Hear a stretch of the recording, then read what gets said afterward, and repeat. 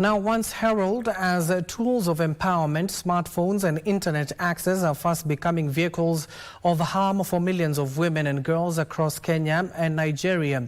A new study by Women Advocates Research and Documentation Center examining technology facilitating violence against women and girls in both countries reveals an alarming trend where women are targeted online with abuse and exploitation.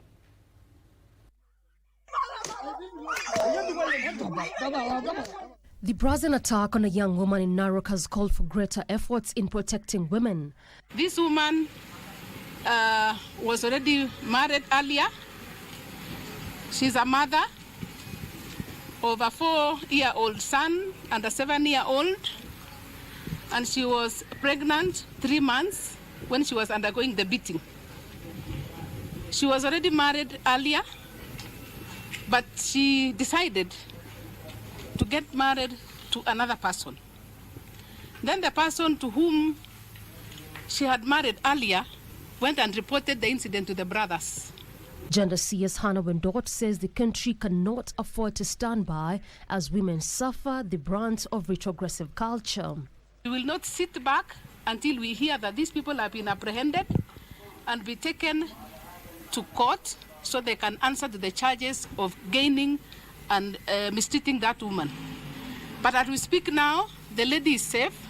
A report by Women Advocates Research and Documentation Center says women in Kenya and Nigeria are increasingly facing numerous forms of violence, a lot of which is funded by technology. Most of the respondents in the study indicated that the violation happened on the WhatsApp, followed by Facebook, and then we had the SMSs were also notorious in perpetrating technology-facilitated violence, and also the voice recording.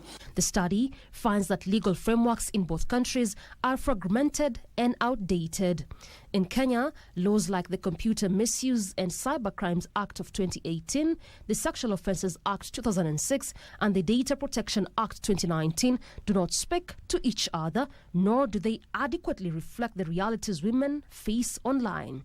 Realize over time that part of what tech is also used for is to shut down women and also to violate women's rights and dignity. We've had instances where the violations occur, and duty bearers have not been able to sufficiently support. So before all these matters are able to reach court, there's a lot of support that is needed. In Nigeria, gaps between constitutional rights, the Data Protection Act, and Violence Against Persons Prohibition Act leaves significant legal blind spots. But even where laws exist, enforcement remains weak. The cultural landscape further complicates the issue as many women do not report online abuse due to fear of stigma, shame, or simply not knowing where to turn. The report recommends addressing digital violence by ensuring that laws are harmonized to address gender-specific digital harm. Police, prosecutors, and judges need training and cyber forensic resources. Survivors need accessible trauma-informed support services.